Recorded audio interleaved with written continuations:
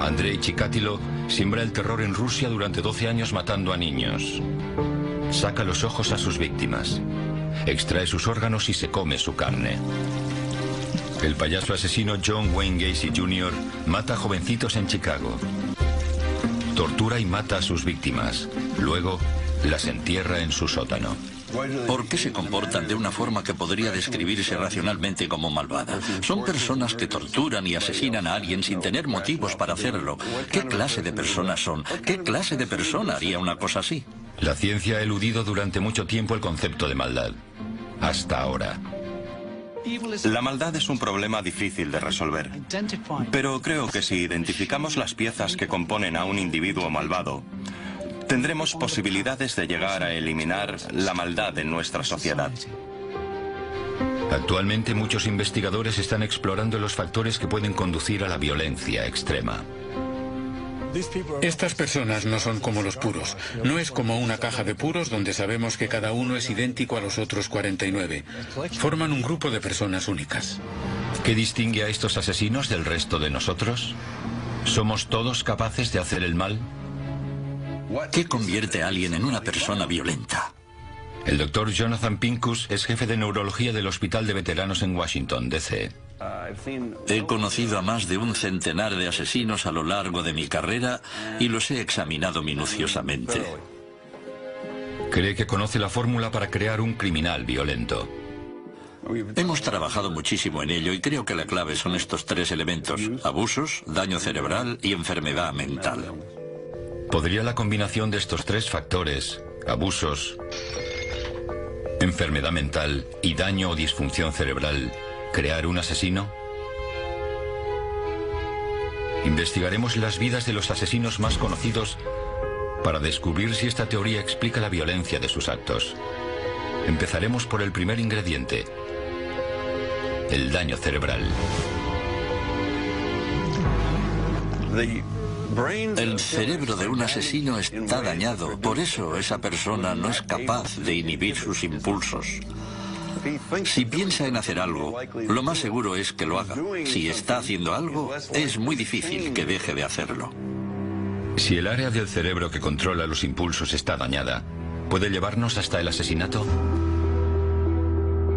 El 1 de agosto de 1966, un hombre de 25 años llamado Charles Whitman se levanta, compra un arma y sube a la torre del reloj de la Universidad de Texas. Durante 96 minutos dispara a todas las personas que puede. Mató a 15 personas e hirió a otras 31 antes de que la policía lo matara de un disparo. Aquel fatídico día, Charles Whitman siente una necesidad imperiosa de matar. Pierde el control. Tras poner fin al mortal tiroteo de Charles Whitman, la policía encuentra una nota de suicidio. No entiendo qué me está pasando últimamente. Se supone que soy un hombre joven, normal, inteligente y razonable. Sin embargo, estos últimos días no recuerdo cuándo empezó. Soy víctima de muchos pensamientos extraños e irracionales. En su nota, Whitman pide que se estudie su cerebro. ¿Estaba dañada la mente de Whitman? Durante su autopsia, los médicos encontraron un tumor cerebral. Si un tumor afectaba el área del cerebro que controla los impulsos, algunos científicos creen que esto podría haber tenido algo que ver con su ataque de ira. Cuando levante el dedo, dirige tu mirada hacia él y luego vuelve a mirarme la nariz. Bien, bien. El doctor Pincus estudia el área del cerebro que controla los impulsos y la agresividad, el lóbulo frontal. Puede sufrir una disfunción neurológica a causa de un golpe en la cabeza, de un tumor cerebral. Puedes sufrir una disfunción neurológica por beber alcohol o intoxicarte con otra sustancia diferente, una infección. Existen muchas causas que pueden producir una lesión cerebral y esto puede provocar cambios en la capacidad de la persona para razonar. Vale, relájate. A través de unos sencillos test neurológicos determina si existe una disfunción en el lóbulo frontal. Una de las pruebas que hago es el seguimiento visual. Una gran parte del lóbulo frontal está relacionada con el seguimiento visual. Se le llama campo ocular frontal. Una persona debe ser capaz de seguir sin problemas mi dedo cuando lo muevo lentamente. Bien. Pero si sus ojos no siguen mi dedo, quiere decir que hay un seguimiento visual anormal e indicaría que algo va mal en el lóbulo frontal. Si existen daños, puede verse afectado el control de los impulsos y en casos extremos, como el de Charles Whitman, esto puede derivar en violencia. Otros asesinos presentan diferentes anomalías cerebrales. Cuando el payaso asesino John Wayne Gacy Jr. tenía 11 años, se golpeó con un columpio y a raíz de esto sufrió una serie de pérdidas de memoria temporales. 5 años más tarde, a los 16 años, se le detectó un coágulo de sangre en el cerebro. Gacy mató a 33 jóvenes en Chicago durante los años 70 y los enterró bajo su casa. Arthur Shawcross es uno de los asesinos múltiples más conocidos que sigue con vida. Mató a 2 niños y luego cumplió 14 años de condena. Tras su puesta en libertad en 1987, estranguló a 11 prostitutas en Rochester, Nueva York. En algunos casos, se comió sus restos. ¿Una lesión cerebral podría tener algo que ver con sus actos? Él alegó que había sufrido frecuentes golpes en la cabeza durante su juventud. La primera vez yo tenía 15 años en el instituto cuando me golpearon aquí en... En una pelea. Sí, eso es. Recuerdo que cuando me golpearon me miré las manos y tenía toda la cara llena de sangre. Y entonces me caí, me desmayé. Los escáneres de su cerebro mostraron un quiste en su lóbulo temporal derecho. El Dr. Pincus es el neurólogo que localizó el quiste en el cerebro de Shawcross. Está convencido de que una lesión cerebral es uno de los ingredientes necesarios para crear un asesino. Pero hay otro factor que puede servir de nexo entre la mente y la violencia. Un factor del cual puede que no sea consciente el asesino en potencia. Alguien estaba matando a esas mujeres. Pero no caí en la cuenta de que era yo quien lo estaba haciendo. Este programa incluye contenidos e imágenes no recomendados para menores. ¿Qué convierte a una persona en asesino? ¿Existe una fórmula para crear un asesino múltiple? El doctor Jonathan Pincus es un neurólogo que ha estudiado a centenares de asesinos. Cree que ha descubierto la fórmula. Hay 3 factores esenciales. El primero son las lesiones cerebrales que afectan al raciocinio de una persona. La enfermedad mental puede ser otro elemento. Casi todos los que he conocido padecían una enfermedad mental. El vínculo entre la enfermedad mental y el asesinato se demuestra en casos raros, aunque espeluznantes. En 1975, un zapatero de Filadelfia llamado Joseph Kallinger oyó cómo la voz de Dios le pedía que matara a su propio hijo. Luego reclutó a su otro hijo para torturar a otras 10 personas. En 1993, en una comunidad amish de Pensilvania, Ed Gingrich aseguró que estaba poseído por el diablo. Estaba convencido de que su mujer intentaba envenenarlo. Así que la golpeó y la destripó. Es la única persona amish condenada por un homicidio. Pero hay una historia incluso más horripilante que las de Kallinger y Gingrich. La de Ed Gein. Gein vive en una casa aislada en Wisconsin, dominado por su severa madre. Durante casi 40 años pasa los días leyendo las Sagradas Escrituras. Su madre muere en 1945. Ed tiene 39 años. Está solo y desconsolado. Aparecen los primeros síntomas de enfermedad mental. Empieza a sufrir alucinaciones. Oye a su madre hablándole. Y tiene visiones en el bosque. Buitres en las ramas. Rostros en las hojas. Se obsesiona con devolverle la vida a su madre.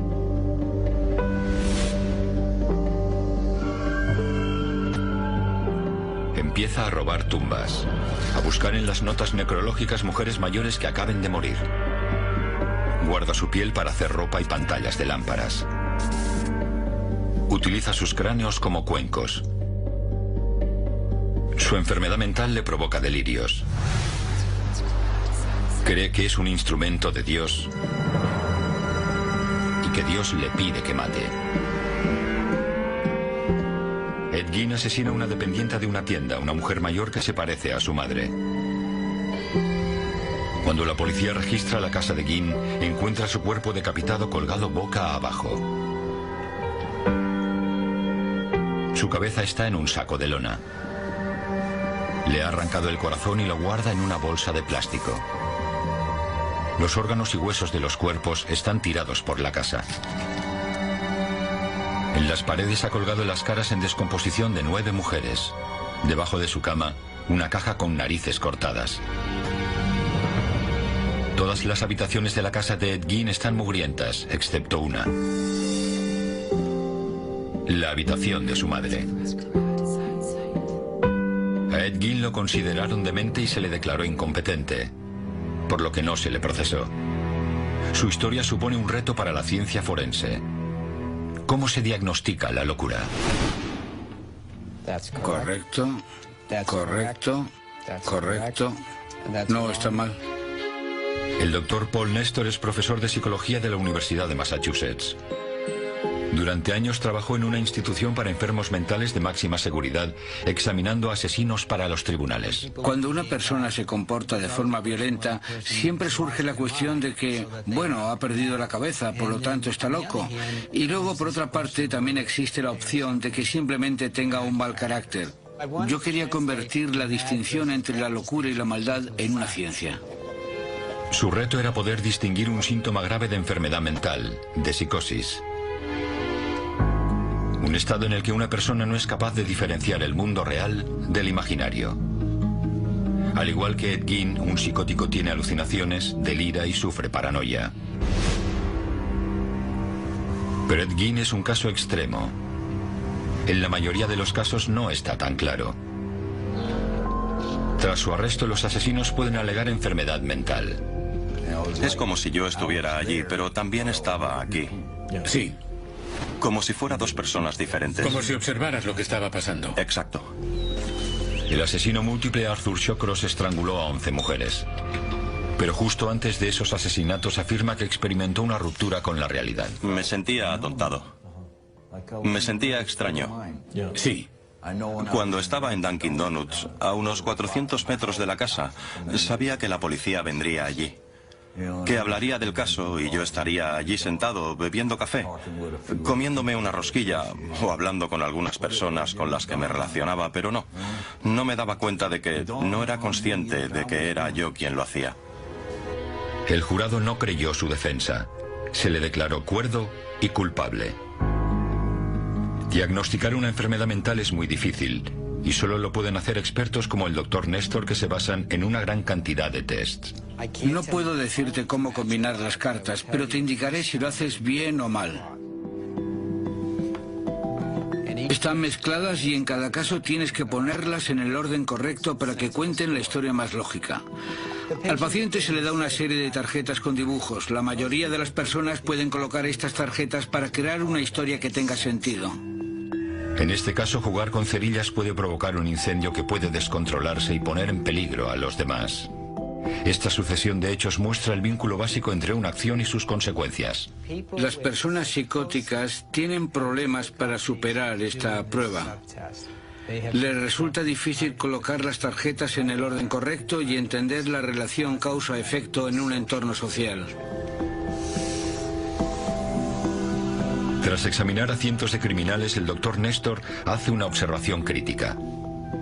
Las creencias de los psicóticos son intensas. La gran mayoría de la gente que sufre enfermedades mentales no es violenta. Es muy raro que un asesino psicótico sea violento. Pero existe un grupo muy reducido de personas que padecen una enfermedad mental y que presentan síntomas muy poco comunes, que probablemente provoquen índices elevados de violencia. Es un grupo muy reducido. Una enfermedad mental por sí misma normalmente no da lugar a la violencia. Pero en algunos casos, factores como una lesión cerebral pueden impedir razonar con claridad. Muchas veces no se consigue necesariamente un diagnóstico claro, pero tienen síntomas como la paranoia que hacen que malinterpreten ciertas situaciones sociales y a veces el comportamiento violento es una respuesta a una mala percepción de una situación social. Las lesiones cerebrales y las enfermedades mentales son factores importantes. Pero es el tercer componente de la fórmula del Dr. Pincus el que finalmente alimenta la ira de un asesino. ¿Fórmula para la violencia? ¿Una receta para crear un asesino múltiple? El Dr. Jonathan Pincus cree conocer los ingredientes. Algunas lesiones cerebrales y enfermedades mentales impiden razonar con claridad. Pero el tercer factor es el que alimenta la ira: los abusos en la infancia. Una persona que ha sufrido abusos tiende a ser violenta. Una enfermedad mental y algunas lesiones neurológicas pueden hacer que les resulte difícil o imposible evitar volverse violento. Tuve una infancia asquerosa, no me cabe la menor duda. Tommy Lynn Sells afirma que cuando era niño un vecino abusó sexualmente de él. Asesinó a 70 personas. Normalmente entraba en sus casas y los acuchillaba. Reconoce que su primera víctima podría tener alguna relación con su propia experiencia de la infancia. Fui arriba para ver qué pasaba y vi a aquel hombre practicando sexo oral con un niño. Entonces me dije a mí mismo: Dios mío, ese tío tiene que morir. Si tuviera una familia, no me encontraría en esta situación, eso seguro. No hubiera sido prostituta. Aileen Ward no se crió con sus abuelos. Afirmó que abusaron de ella física y sexualmente. Mató a tiros a 8 hombres. Andrei Chikatilo sembró el terror en Rusia desde 1978 a 1990. Engañaba a los niños en las estaciones de tren y se los llevaba a bosques cercanos. Allí les sacaba los ojos, les extraía los órganos y se comía su carne. La propia infancia de Chikatilo seguramente tuvo algo que ver en sus crímenes. Nació en una época de hambruna. Los rumores de canibalismo se extendieron. La madre de Chikatilo le dijo que a su hermano lo secuestraron para comérselo. Le advirtió que si no iba con cuidado le podría pasar lo mismo a él. Estos asesinos presentan un vínculo entre infancias violentas y crímenes atroces. Una conexión que están probando científicos como el Dr. Pincus. Cuando se enfadaba mucho por algo que habías hecho, ¿alguna vez notaste que perdió el control o fue más allá de lo que tú pensabas que era correcto? ¿Llegó a hacerte sangre? ¿Alguna vez perdiste el conocimiento? Existe una herramienta de investigación que proporciona el análisis más minucioso: la entrevista cara a cara. ¿Cuál es el peor castigo que has recibido? ¿Recuerdas haber sido azotado con un cinturón? ¿Por qué? Hay muchas formas de estudiar el cerebro y la más eficaz para mí es sentarme, hablar con la persona y conocer su historia. Así se descubren una gran cantidad de patologías. Patologías que no pueden detectarse con ninguna otra técnica. Esta técnica también la utiliza otro investigador. El Dr. Michael Stone es un psiquiatra forense de la Universidad de Columbia. Entrevista a asesinos y les pregunta sobre su infancia para evaluar las secuelas por abusos. Se dirige a una prisión de máxima seguridad en Nueva York para entrevistarse con Arthur Shawcross, el conocido asesino múltiple. Esta es la segunda condena de Shawcross. En 1972 mató a 2 niños y pasó 14 años en la cárcel. Un año después de su puesta en libertad, en 1987, llevó a cabo una serie desenfrenada de asesinatos. Estranguló a 11 prostitutas y luego se comió sus restos. ¿La infancia de Shawcross podría haber dado pistas de sus futuros crímenes? De niño era muy solitario. Se apartaba de los demás en casa y en la escuela, aunque a veces se sentía dominado por una ira incontrolable. Parece ser que Shawcross presenta 2 factores de la teoría del Dr. Pincus: lesión cerebral y enfermedad mental. El Dr. Stone entrevista a Shawcross para comprobar si también existe el tercer factor: los abusos en la infancia. Me gustaría saber si recuerdas una época de tu vida en que las cosas fueran bien antes de que empeoraran. A los 3, 4, 5 años, ¿hubo un tiempo en que todo iba bien o todo fue mal desde el principio? Puedo recordar cuando tenía 4 años. Cuando tenía 4 años, algo pasó con mi madre. Y fue entonces cuando me inicié en el sexo. Sexo oral. Y... ¿A los 4 años? Sí, a los 4. Fue como un juego. Y luego, cuando tenía unos 7 años, volvió a hacerlo. Y pasó de nuevo cuando tenía unos 9 años. Sí. Shawcross explica cómo los abusos sexuales se transformaron en violencia. Entonces, Cuando empecé a hacer lo mismo con mi hermana pequeña, bueno, le dije a mi madre que quería a mi hermana Jean más de lo que quiere un hermano a su hermana. ¿Entiendes? Sí. Ella intentó convencerme de que eso no podía ser, de que no era correcto. Fue entonces cuando cogió un cuchillo, lo agarró con fuerza y me dijo, si no te comportas como es debido, te la cortaré. ¿Eras consciente de que eso era algo que no todas las madres hacen? Ni siquiera pensé en ello, estaba demasiado asustado. El doctor Stone sospecha que los abusos sexuales junto a las amenazas físicas hicieron que el joven Shawcross acumulara mucha ira en su interior. Solía enfadarme de repente. ¿Y no sabías qué es lo que te hacía enfadar? ¿Tenías alguna sospecha? No. Cuando Shawcross creció, estranguló y mutiló a 11 prostitutas. ¿Nunca pensaste que tenía que ver con tu madre? ¿Que era ella a quien querías cortar en pedacitos o hacer un estofado con su carne? No contestaré a eso.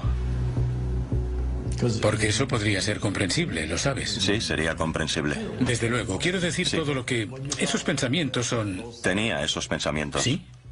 Sí, quería hacerle daño de la peor forma posible, sí. Actualmente Arthur Shawcross está cumpliendo una condena de 250 años.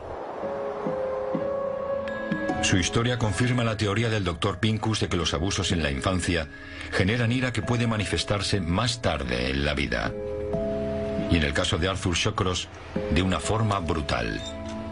Si una persona sufre abusos o la maltratan cada día y teme con razón por su vida en casa de sus padres, está viviendo con las personas que supuestamente tienen que protegerle y sin embargo siente un miedo justificado porque todos los días teme que lo maten o lo descuarticen, lo quemen o lo torturen. Así ha crecido.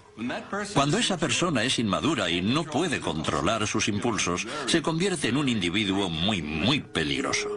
Las razones de los crímenes de muchos asesinos pueden encontrarse en experiencias de abusos o abandono. Charles Manson era hijo de una prostituta adolescente que le registró como sin nombre Maddox. Más tarde lo vendió por una botella de cerveza. Acabó liderando una secta que mató salvajemente a 5 personas. Edmond Kemper sufrió durante años el trato denigrante de una madre despiadada. Mató a 8 personas antes de decapitar a su madre, arrancarle la laringe y tirarla al triturador de basura.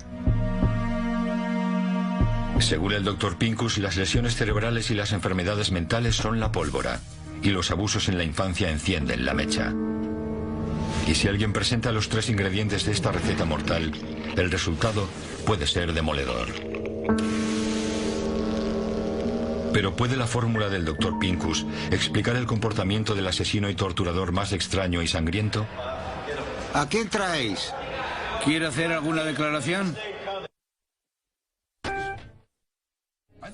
Creo que sé cómo crear a un asesino múltiple. Coges a una persona que padezca una enfermedad mental y la torturas sin parar. La golpeas. Si haces eso, tendrás a una persona que querrá vengarse. Alguien que siente que le han tratado injustamente y desea conseguir poder. Si además hay una lesión neurológica, entonces tenemos a un individuo muy peligroso. Habrás conseguido crear a un asesino múltiple. ¿Quiere hacer alguna declaración? Gary Heidnik es uno de los asesinos y torturadores más sádicos de nuestros tiempos. ¿Puede la fórmula del Dr. Pincus arrojar luz sobre sus sangrientos crímenes? 1987. Gary Heidnik mantiene a 6 mujeres encadenadas en el sótano de su casa en Filadelfia. Durante meses las viola a diario. Les rompe los tímpanos para que no puedan oírle y sube el volumen de la radio para que nadie oiga sus gritos pidiendo ayuda.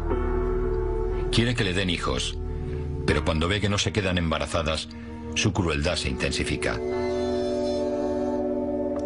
Una de ellas muere de hambre. Heidnik mete los restos en una licuadora y los mezcla con comida de perros. Luego fuerza a las otras mujeres a comérsela. Heidnik experimenta con un nuevo tipo de tortura. Aplica a sus prisioneras descargas eléctricas. Una segunda mujer muere electrocutada.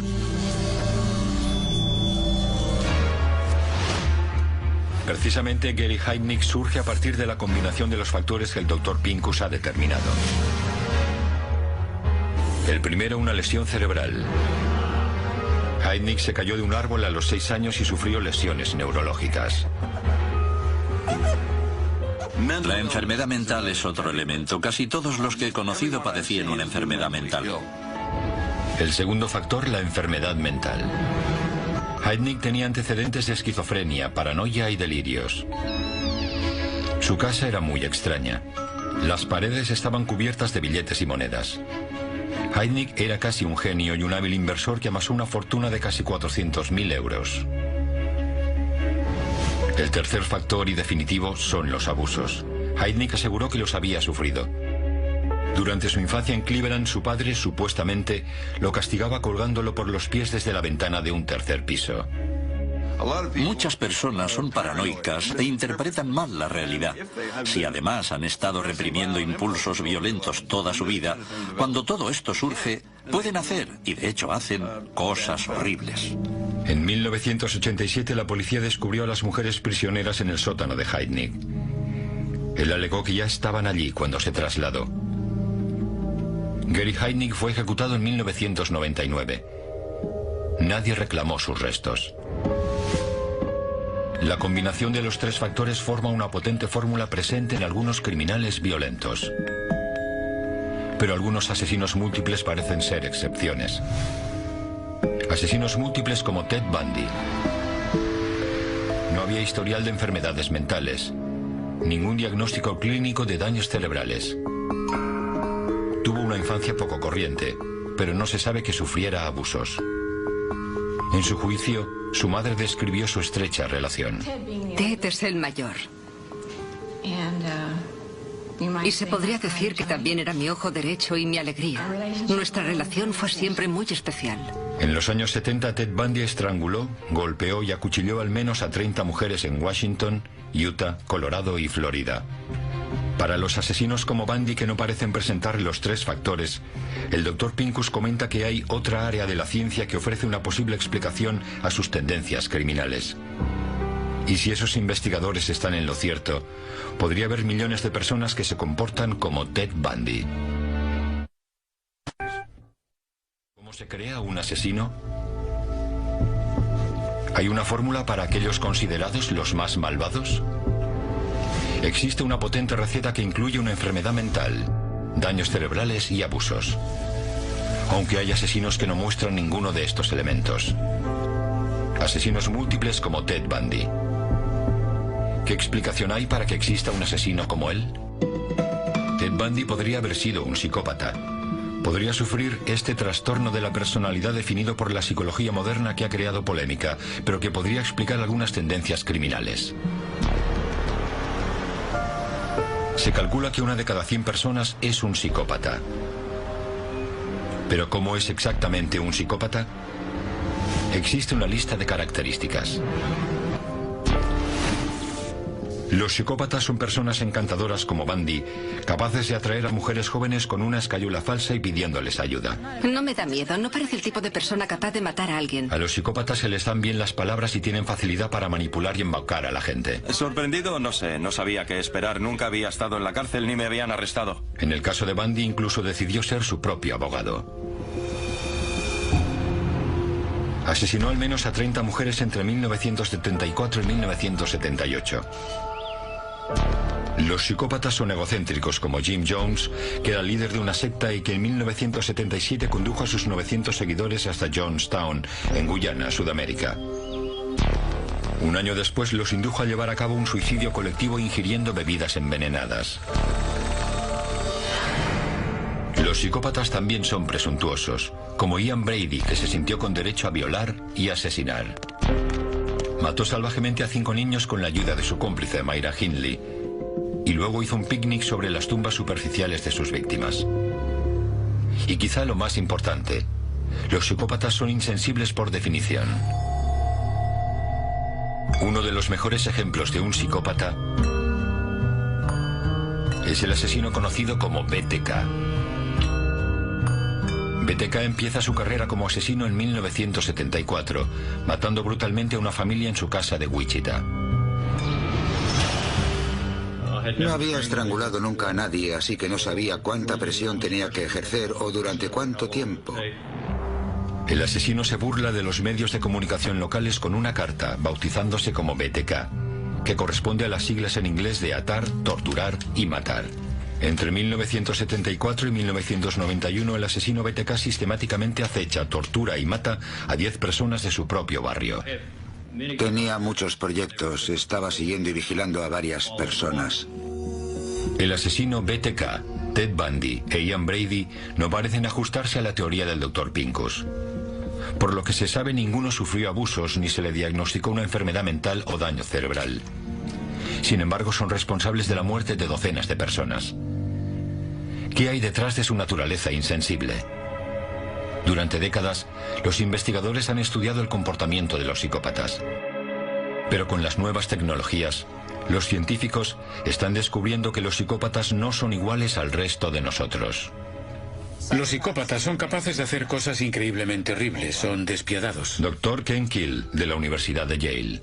Lo que intentamos comprender es si, en el caso de los psicópatas, los circuitos emocionales del cerebro procesan la información de forma correcta. El Dr. Kill compara psicópatas con gente que no lo es. Conecta a los sujetos a un electroencefalograma. Nuestro cerebro funciona como millones de pequeñas baterías. Cuando esas baterías están bien organizadas, podemos registrar qué hace nuestro cerebro mientras procesa diferentes tipos de información. Muestra a los sujetos palabras que provocan emociones en un monitor. Palabras positivas como amor, amigo, y negativas como dañar, mutilar, matar. El Dr. Kill observa las ondas de sus cerebros para descubrir su reacción ante esas palabras, para comprobar cuándo experimentan una emoción. Realiza una resonancia magnética normal para ver dónde se procesan las emociones en el cerebro.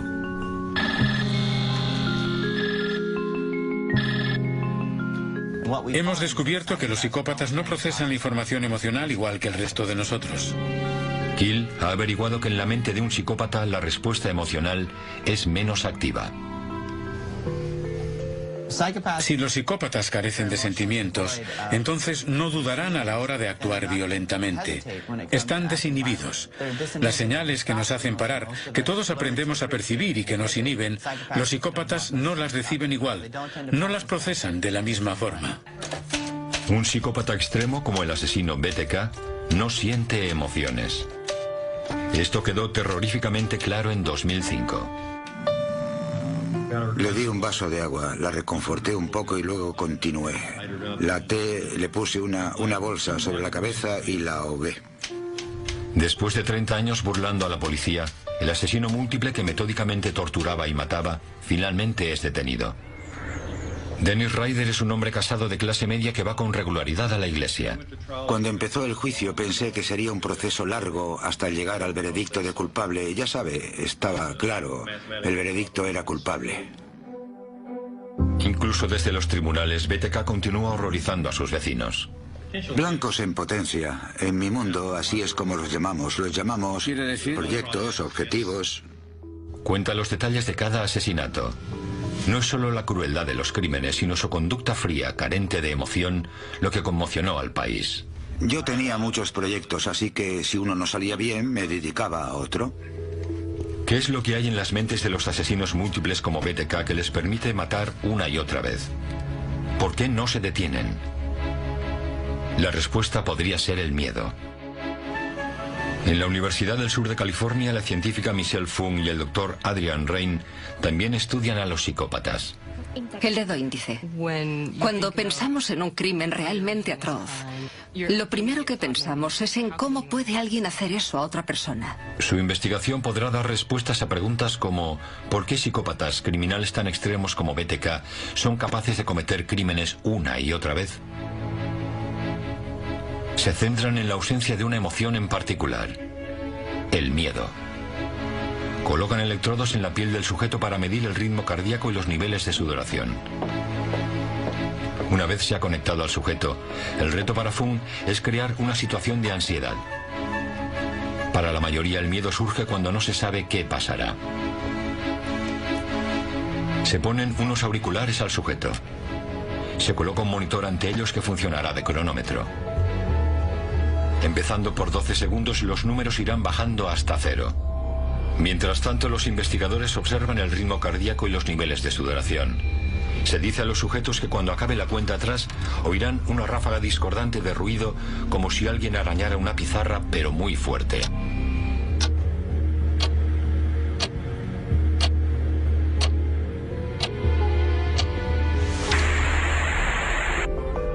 Obtienen un resultado interesante. La mayoría de la gente suda, los psicópatas no. Podría ser una pista. Puede que los psicópatas no se sientan inhibidos a cometer crímenes. Si pensamos en los resultados que hemos obtenido, tiene sentido. No es una justificación para su comportamiento, es una especie de explicación de cómo es posible. El doctor Adrian Rain lleva a cabo un experimento similar, pero en este caso el sujeto tendrá que realizar una tarea estresante. Sin previo aviso se les informa de que tienen que preparar un discurso de 2 minutos sobre lo peor que hayan tenido que hacer nunca. De nuevo se monitoriza su ritmo cardíaco y su nivel de sudoración. Se obtiene el mismo resultado. Los psicópatas no sienten miedo. Carecen de la conexión biológica que normalmente les haría sentir miedo por anticipado. Los psicópatas son seres impasibles. Esto tiene una repercusión fascinante. Los psicópatas por naturaleza no sienten miedo. Esta falta de miedo permite a un psicópata como el asesino BTK mantener la calma, ignorar las emociones de los demás. Y quizá le permite asesinar una y otra vez. El doctor Rain ha llevado un paso más lejos la investigación. No solo ha escaneado el cerebro de los psicópatas, sino que ha visto el interior de las mentes de los asesinos. Muchos investigadores se están embarcando en un importante viaje. ¿Qué es la maldad? La maldad se define por una serie de factores, pero ¿se puede ser más malvado que una persona que quita la vida a alguien? ¿Alguien que viola a otra persona? Eso es realmente la maldad. Están estudiando los factores que pueden llevar a la violencia extrema, a acciones llenas de maldad. En su estudio han observado a sujetos que muestran tendencias hacia el comportamiento criminal. Personas que pueden ser muy violentas. Pero en su estudio, el Dr. Rain le da un enfoque totalmente diferente. En lugar de observar asesinos en potencia, estudia los cerebros de asesinos convictos. Aunque parezca sorprendente, nunca se ha hecho un estudio de este tipo con asesinos. Nunca se les ha comparado con personas normales para ver si sus cerebros realmente son diferentes. ¿La mente de un asesino es diferente a la nuestra? Han llevado a 41 asesinos convictos al laboratorio del Dr. Rain. Escoltan al prisionero hasta el escáner TEP. Le quitan los grilletes y las cadenas y de este modo podemos estudiarlo. El sujeto entra y le inyectamos un isótopo radiactivo. El isótopo se une a la glucosa de la sangre. El cerebro usa la glucosa para alimentarse. De esta forma, vaya donde vaya la glucosa en el cerebro, el isótopo radiactivo la acompañará. Se escanea el cerebro de cada asesino. El isótopo radiactivo traza el camino permitiendo al Dr. Rain descubrir el recorrido de los pensamientos del asesino. Obtiene un resultado fascinante. El cerebro de un asesino parece diferente. Todos en general muestran una actividad reducida en la corteza prefrontal. Esta es el área que controla la agresividad y los impulsos. Si yo me enfado contigo porque me irritas y me molestas, una parte de mí se enfada y desea coger un cuchillo para clavártelo en el corazón. ¿Qué me detiene? La corteza prefrontal. Es el ángel de la guarda del comportamiento. Nos dice, para, no cojas el cuchillo, no en esta situación, no en este momento. Eso no está bien. Actualmente el Dr. Rain es capaz de señalar la diferencia entre un cerebro normal y el cerebro de un asesino. Puede incluso mostrarnos el cerebro de un asesino múltiple. Por supuesto, no todos los asesinos son iguales. Aquí tenemos un individuo que mató a 64 personas en un periodo de 12 años sin que lo detuvieran. El cerebro de un asesino múltiple es diferente al de una persona normal y al de un asesino puntual guiado por un impulso. ¿Qué diferencia hay entre un asesino múltiple y un asesino? Seguramente es la activación frontal. Una buena activación frontal podría significar que no te pillarán, que eres mucho más consciente de lo que te rodea. Eres consciente de las señales que predicen un castigo, que indican que la policía te sigue la pista. Pero la comparación no es tan simple. Aquí tenemos a un individuo que parece tener el cerebro típico de un asesino múltiple. Lo interesante de este cerebro es que es el mío. Lo que quiero resaltar con esto es que este método no es fiable. Hay personas claramente normales, como yo, que tienen un cerebro anormal. Y viceversa. Hay individuos anormales, asesinos, que tienen cerebros normales. La violencia y el homicidio son muy complejos. Intervienen demasiados factores. Mientras que parece poco probable que podamos predecir crímenes violentos sin una sombra de duda, cuando nos asomamos a las mentes de los asesinos múltiples descubrimos cosas sorprendentes. Al conocer la mente dañada y la atormentada infancia de Arthur Shawcross y Gary Heidnik, y al comprender las tendencias psicóticas de Ted Bundy y Dennis Rader, las piezas del puzzle empiezan a encajar. Los psicópatas son como un puzzle muy complejo. Ahora estamos empezando a identificar las primeras piezas de él. Cada pequeña prueba científica es una pista para poder descifrar el código del que se compone la mente de un asesino. La razón por la cual es importante saber esto es porque la sociedad tiene un interés tremendo en localizar e impedir la violencia. Así que la ciencia continúa estudiando el carácter y la educación de los asesinos múltiples para desvelar sus secretos, con la esperanza de que algún día no solo podamos comprender, sino que también podamos protegernos de los actos con un alto índice de maldad.